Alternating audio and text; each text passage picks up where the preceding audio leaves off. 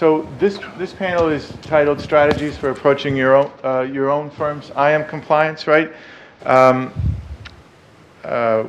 We have three market practitioners, and we have two of our vendor partners, and you'll hear from them as well. So if I could start with, Tara, would you mind introducing yourself, please?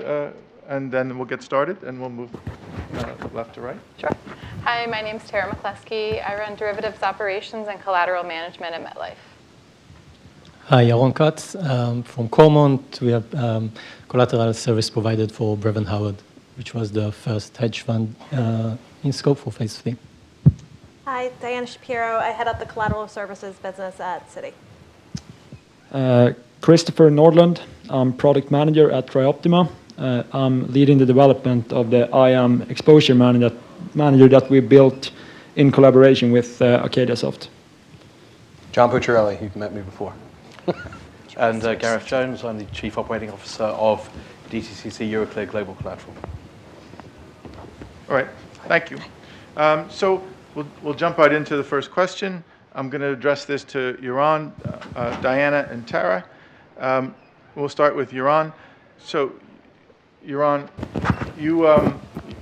you have a unique perspective, right? Working with the only buy-side firm that has gone live with the initial margin rules so far.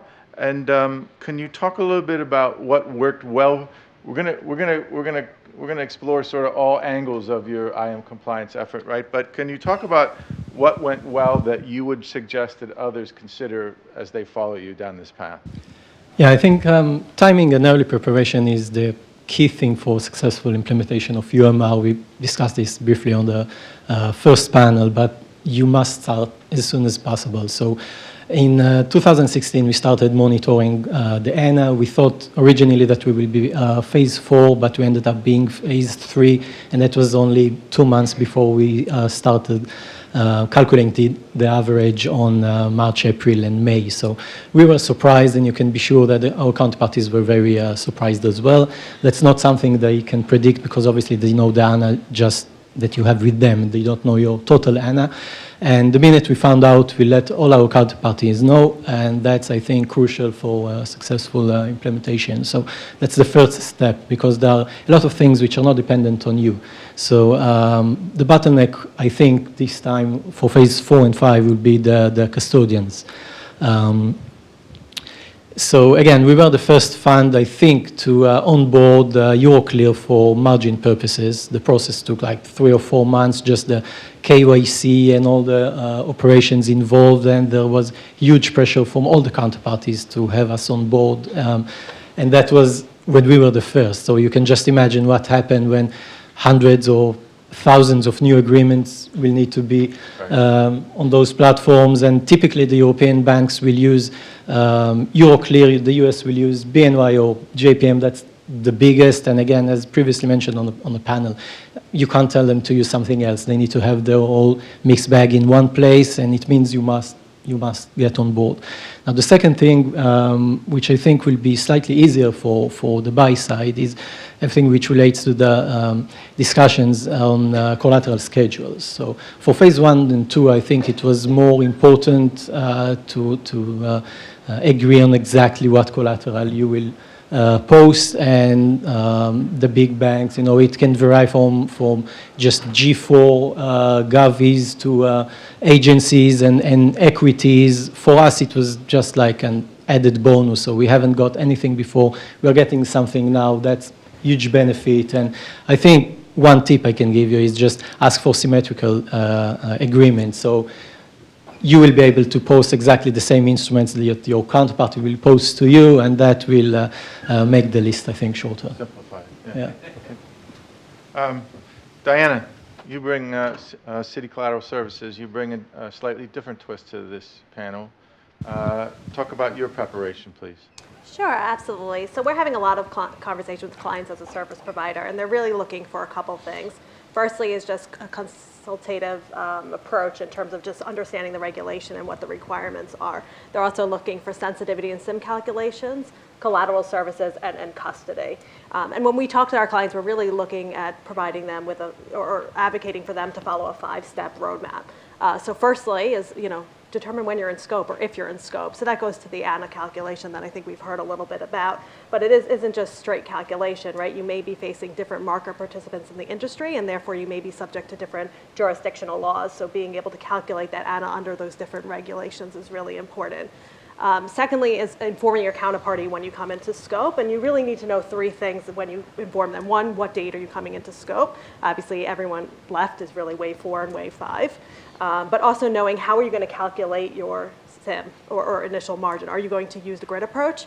Are you going to use a 10-day 99 VAR model, or are you going to use the SIM model? Obviously, the industry standard to date has really been circulated on using is the SIM as a standard VAR model in order to avoid disputes. But as you start to look at the buy-side counterparties, some of them may not want to invest the cost into building out that model or connecting to service providers. So they may actually look at potentially using the grid.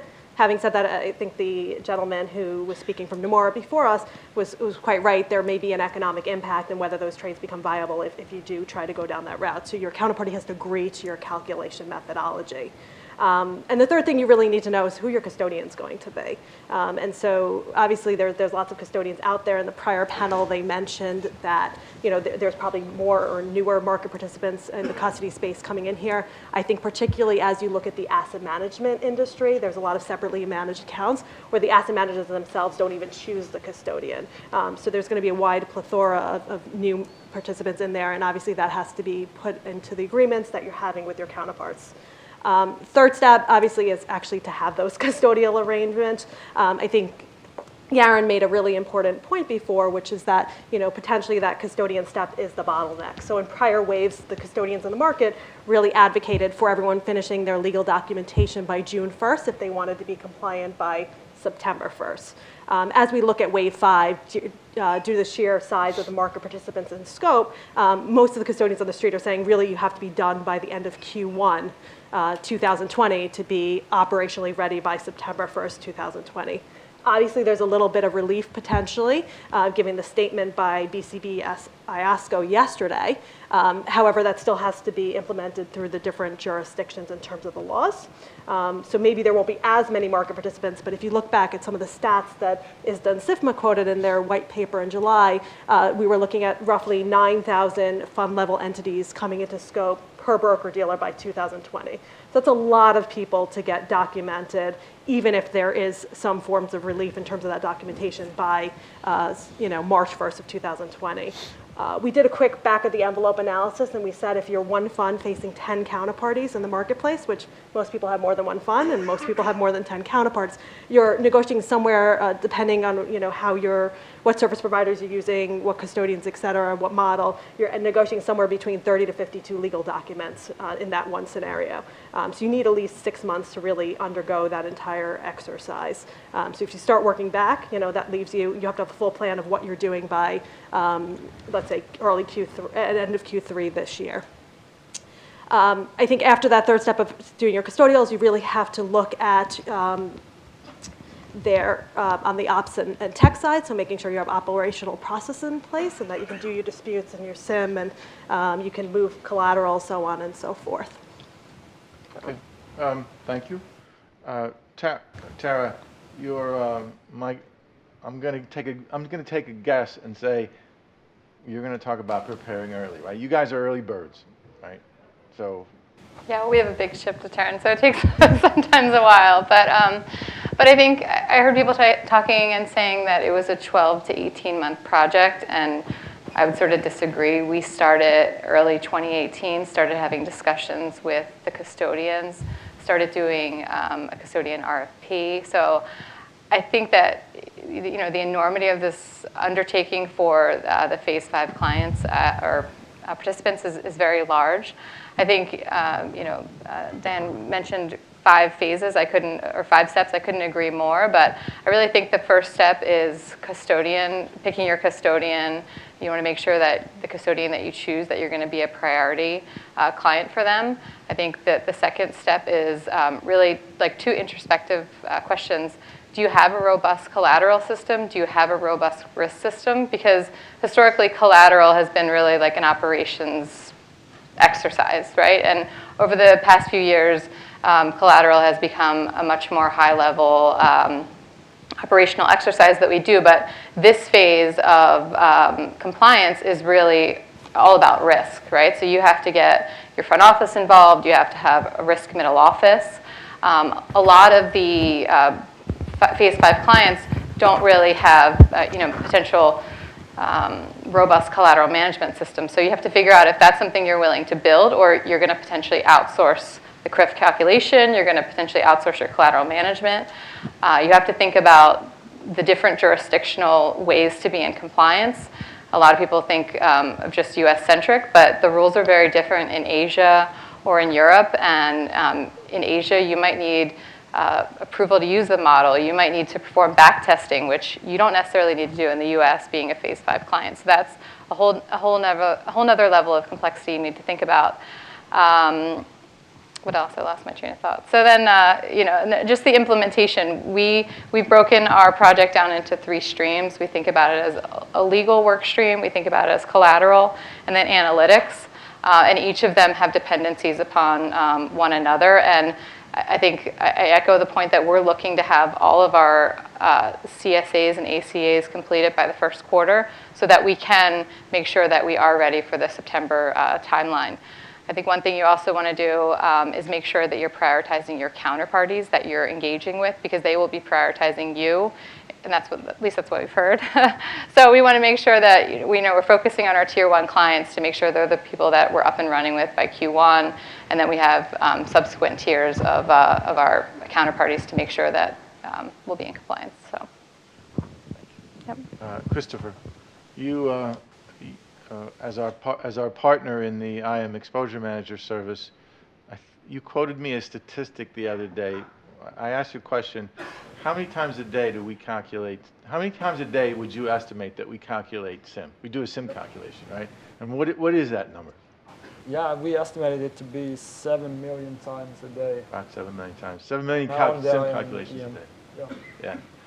And when we talked about the preparation for you had an interesting take on individual firms' preparation for phase 4 and 5 now, what they can be doing now to get ahead of this Yep. IM piece of it. Why don't you share that? I think we've heard a lot of good things with the CSA, like the negotiation of the repapering, and then the custodians and automation of the margin call processing. But the piece that we might have not been talking about that much so far is the calculation, reconciliation, and dispute management, which is what we do in IMEM. So what I would do on that part to prepare my firm would be to first decide which model are we going to use. Are we going to use the grid or schedule? It has different names. Or the SIM model. The grid or schedule is a very simple model. It's just a notional times a percentage, so anyone can perform that calculation. But it's, depending on the size of your portfolio, it's about 10 to 15 times more expensive than the SIM model. So you're not going to be super popular with your counterparties if you go for that model in some cases. And only 0.1% of the trades is under the schedule model on the platform today. So it's very few who has actually went for the schedule model. That's a good. I wanted to pause to emphasize that point. If you could repeat that, you said 0.1% of the. Yeah, it's not even 0.1%.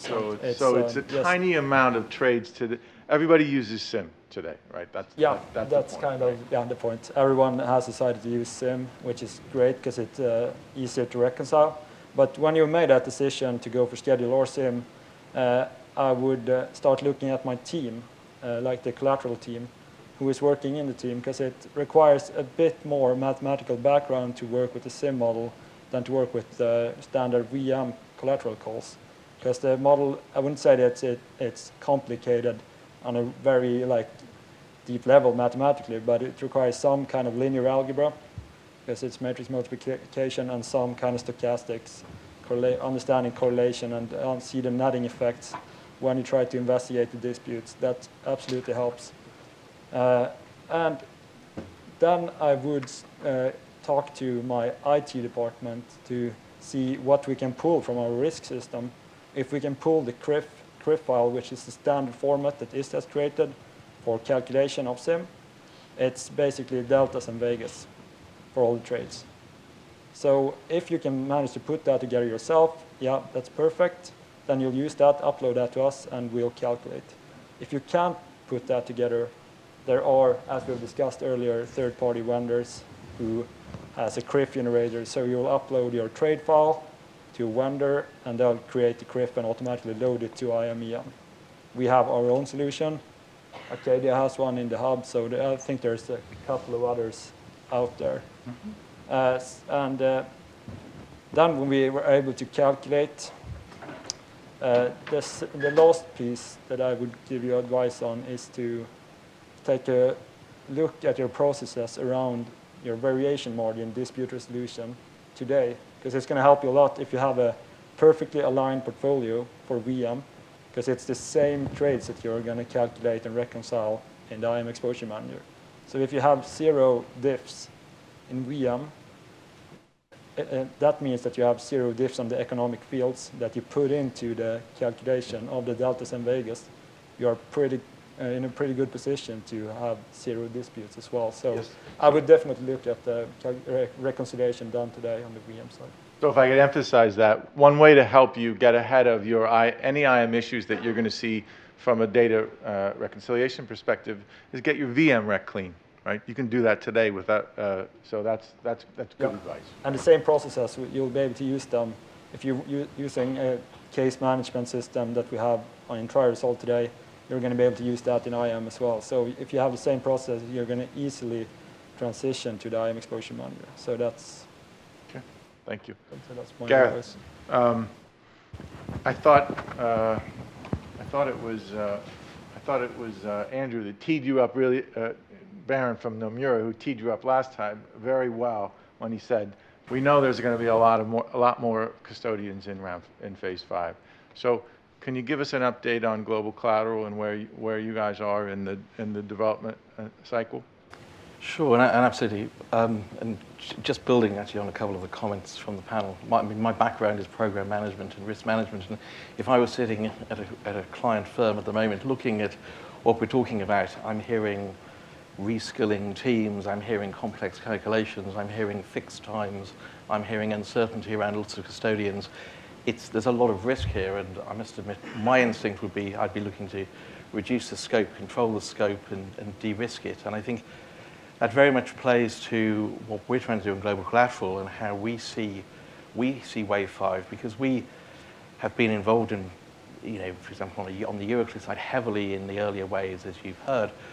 But we see Wave 5 as a totally different ballgame. We see the number of parties who are involved and the different types of entities who are involved means it really is a completely different world to the previous waves.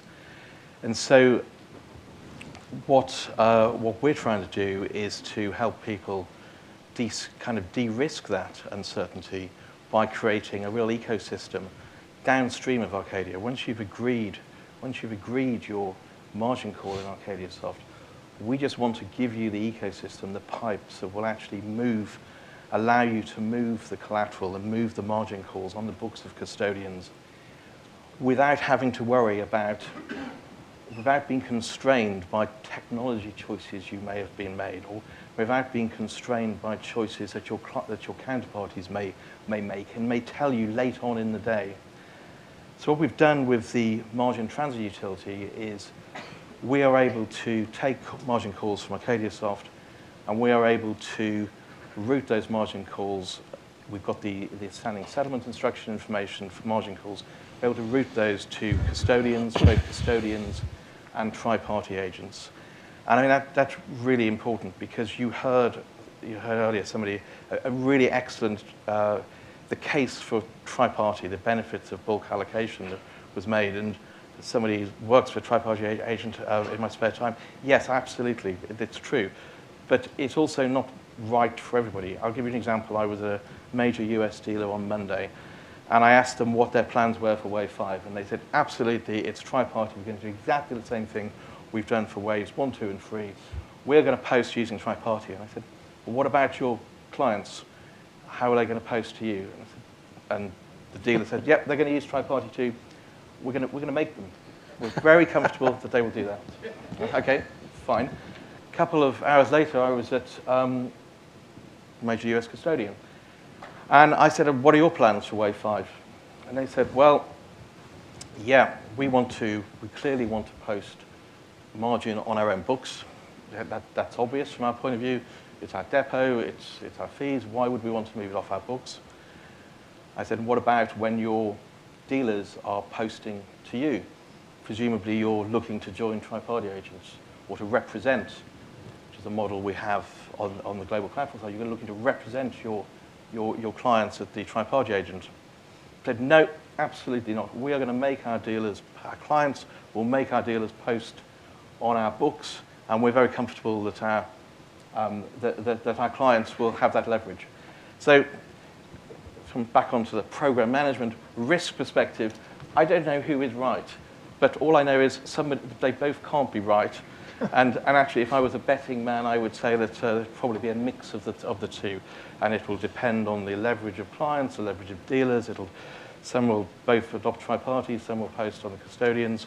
Others it'll be the dealer posts via tri-party and the client posts on the books of the custodian. The point is, it's a massive area of uncertainty, and what we've created in the margin transit utility is actually the network which takes the margin calls from ArcadiaSoft and actually hooks that up into all of the custodian banks that are out there if you're wanting to post on the books of the custodian or receive on the books of the custodian, and also links up into the tri-party providers as well. Just to give you a flavor of that, we've got, and this is really important as well from a program point of view, we've already de-risked that implementation for you. The three of the tri-party agents mentioned earlier, we've already integrated and tested with them from MTU. So that means if you're using a margin transit utility come July 2020, you don't have to worry about last-minute testing with Clearstream because we've already done it via the margin transit utility. It means, and the fourth of those tri-party agents, we're working with them at the moment to get to get that onboarding and integration into the pipeline. We've got 7 of the biggest custodians in the world already testing. We've got 2 in production at the moment with our pilot clients, and we've also got an outreach program with 35 custodians.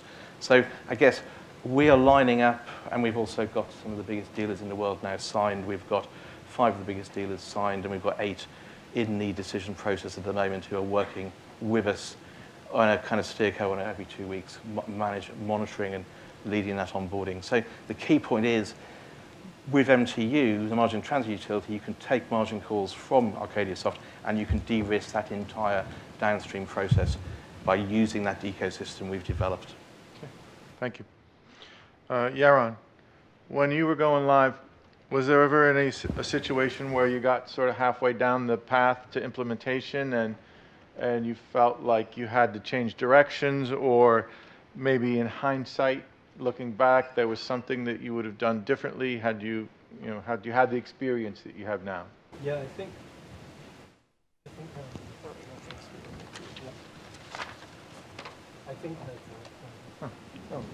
no, it works. Yeah, I think without getting into too many details on the legal agreements, the first thought was just to try and minimize the damages, keep the current legal agreements the same they are, just make them a bit reg compliant, and that's it. But when speaking to counterparties, we understood that that's not going to happen. They need to have signed opinions on everything. They need to take the original agreements and just make some amendments to make the commercial terms in line with what we previously had. But you can't repaper the current agreement. You need to have everything from scratch. The second thing I think refers to the methodology used, and we've touched this briefly before. Since we were surprised by being caught at phase 3, we didn't have a C model already in place. We didn't have any backtesting. We didn't know what initial margin we were expected to pay. We didn't have any history from our counterparties. And again, we wanted to make sure that we won't pay much more. That's in line with our counterparties who didn't change their credit appetite towards the fund. If they could charge exactly the same, they would have done so. It doesn't matter that there is a new regulation. And in order to do that, you probably want to adopt the higher of methodology. So if you're below the threshold, just pay the house IA, VAR, stress-based, whatever it is. If you are above the 50 million threshold, just pay based on SIM, unless the house IA is higher. And that's... Try to keep it simple. Try to keep it as simple as possible. Exactly, Yeah. exactly. In hindsight, I might think that maybe a methodology which is that's just SIM-based is more appropriate, easier to implement, take less resources, and I think it's better for everyone if it doesn't really increase your margin in a big scale. So for example, work on some scaling. If you're below the 50 million threshold, just agree to pay, I don't know, 50%, 60% of SIM, whatever that number is. If you're above the 50 million threshold, just pay what you need to pay based on the regulation, but I think it will be more appropriate, yeah. So move your existing IA calculation to a more simple, rather than Right, because or VAR based, just base it off SIM. Exactly. So in the worst case scenario, you will pay slightly more, but you can, if you can abandon your VAR system and make the whole operational burden much easier, then it might worth it. Okay, good, thank you. Could we touch briefly on the just the operational changes, right, that you observed in your go live, like the operational changes that you had to make to bring yourself into compliance? Yeah, so the first thing is SIM. So you need to decide exactly if you're going to calculate it yourself or have a vendor calculating it, and we touched it before. For us, we have our sensitivities already in place. We're using exactly what the front office is using, what the traders are seeing. So for us, it was quite simple. It's a few days of quant work to just plug into a query file, and that's it. But for other companies, it might be a more complex decision to take, whether they can count on the counterparties to be the sole calculating agent or not. And it sounds a bit weird, but SIM is not that sensitive to sensitivities. So if your delta is 10% different from your counterparties, you won't have a major difference from your counterparties on the final SIM amount. I think most discrepancies come from different trade population. Yeah. We'll talk about, that's a good transition to your next point, right? Trade population. Yeah, I think that, so until last year, we had a really state-of-the-art internal system for reconciliation, which works with all the counterparties for all operational needs. But when we started speaking about SIM and reconciliation and solving disputes, we were told by I think all counterparties that we need to have one of the system, for example, Acadia Soft, on board. They won't be able to investigate diffs or disputes in a few hours that we have, right? Unless we'll be on board. So I think the introduction of Acadia Soft and starting working off that platform is one thing that I think every fund needs to consider. And we want to make, since now Cormont gives these services to other funds which are not just Brevan Howard, we need to have everything scalable. So you will only be able to have scalability and manage the whole process for many new funds if you will have like a system that everyone works with. And I think that's a major criteria, whether all your counterparties work with one system or you, again, need to increase your operational burden and have a few systems. Thank you. John, it hasn't been that long. I apologize for taking so long to get to. No, it's okay. But it hasn't been that long since you made the transition from ISDA. Can you talk a little bit about the Acadia Soft approach to the community-based approach, and what are some of the unique aspects that the phase 4 and 5 firms should be aware of that you found interesting in your transition here?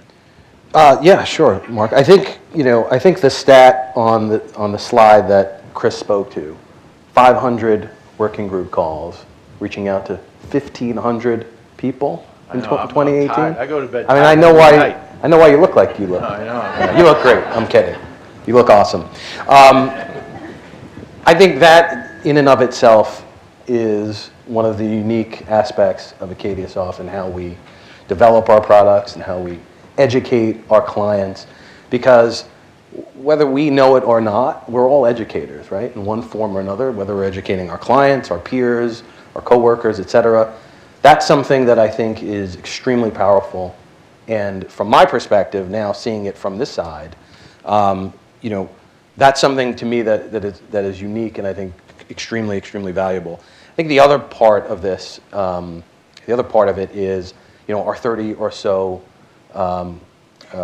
providers, our partners, best in class, best of breed. We have created and we are creating that network. Mm-hmm. That network effect to me is something that when I was at ISDA and we started talking about, what's the future of collateral, and we'll get into, I think Chris will talk about more about that later. But it is that network effect. It is that interoperability. It is working with everyone and not just sitting in a silo and saying, okay, I have this fancy new, piece of software. It is working with everyone. It is cooperation. So to me, that is kind of that foundation. I think the education piece is also important. I think especially going forward, right? Yep. Phase 5 firms are still in desperate need of understanding the impacts of these rules, even though we continue to have our conferences and people have these discussions, and how our tools are going to solve their problems, right? It's that simple. I think to me, that's the real value, and that's kind of my initial take on kind of how we're built. Diana and Tara, we'll close out and then we'll get some questions from the audience. So you guys are both coming live in phase 4, maybe phase 5. I'm not sure, but talk about the unique aspects of coming live with phase 4 or 5 clients from both of your perspectives, if you don't mind. Sure, absolutely. So I think that I'll go with the rule of 5 again, and I think there's really 5 things that are really different as you look at waves 4 and 5. Some of them we touched on before. So for example, the number of market participants in scope, right? So you're going from roughly 35 to 40 counterparties globally who came into scope for the rules in waves 1 through 3. We're now astronomically increasing that to 9,000 fund level entities per broker dealer. So the same a finite number of resources will be available, and street-wide people will be competing for those same resources in a relatively short period of time. I think secondly would be that IAM's new to a lot of the people coming into waves 4 and 5. So if you think about the buy side, typically, they don't, certain market participants such as hedge funds, et cetera, pay independent amount. But a lot of the buy side, particularly the long only guys, are not posting initial margin today. So this is a fundamental shift, not only in terms of their operational capabilities to do sensitivity SIMs, et cetera, but also in terms of, what is the impact on potentially the drag on their fund's performance. I think then you start to look at the custody models. Obviously, we touched on that a little bit already, but as you look at the buy side, I think a lot more market participants will move towards a third-party custody model, while some will continue to use tri-party, whereas the first 3 waves was very focused on tri-party. Another that we haven't touched upon is really cash as collateral. So there's a number of market participants, particularly as we look at waves 4 and 5, that tend to use cash for all of their margin calls, not because it's better economically, but over the last few years, from an interest rate perspective, it has been relatively cheap, and it's very easy to handle operationally. As you look at the uncleared margin rules, cash as collateral is going to be extremely difficult. Under the URUS rules, for example, it specifically says that if you're posting cash as collateral, you're taking credit risk to the custodian, and therefore the custodian has an obligation to reinvest those cash assets within a 24-hour period. So what can you reinvest it in? You really only have 2 options. One is into money market funds. There are very few money market funds street-wide that actually meet the regulatory eligibility. I think we looked at it from a markets perspective, and there are about 4 money market funds that we could identify. So you're looking at a very narrow scope, and operationally, the custodians need to be prepared to do that under both the tri-party and third-party model. The other option is T-bills, and then you start to think about, if you're going to reinvest into T-bill, does it make sense to do that prior to posting as opposed to posting that margin? The last area that I would touch upon in terms of a key difference is the assets. So if you think about, the wave 4 or 5, market participants, some of them, or a lot of them, are running individual funds, and the asset makeup of those funds may vary quite drastically. And so when you think about the eligible collateral, you may start to see the amount or the types of collateral that are eligible in the agreements to start to go down the credit quality grid. So maybe they're having larger haircuts, but at the same time, those are assets that are readily available in the fund. And so effectively, they're reducing the opportunity costs and therefore the long-term drags on the fund's performance. So I think you'll start to see a wider mix there, which obviously has operational implications, but and obviously on the legal side in the CSAs. Tara?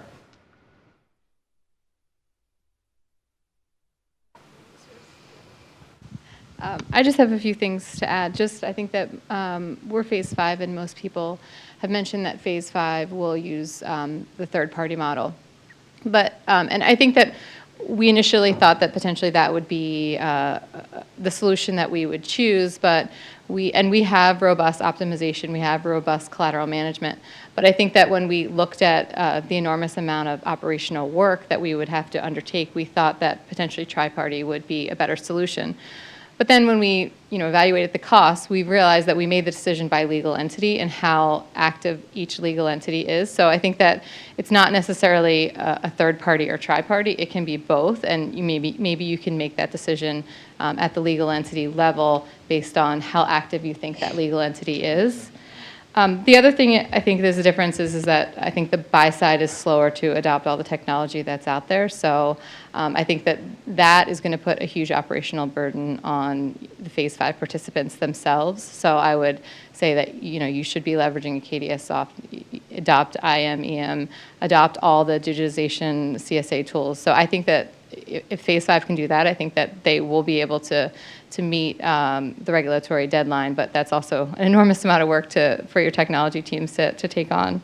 And just lastly, the phase 5 participants are also sort of smaller organizations, and they necessarily aren't global organizations. Some of them are, some of them aren't. But one thing we found that when we were looking at meeting the SLAs and meeting the collateral timelines, that we did have to implement sort of a risk middle office overseas to actually make sure that our reconciliations at Acadia for IMEM will be clean when we walk in the door to exchange collateral. So, the resourcing that you need to think about and the follow the sun model that you might need to implement if you have Asia or European collateral requirements is really kind of an enormous task that you want to think about. So, thank you. We'll turn to the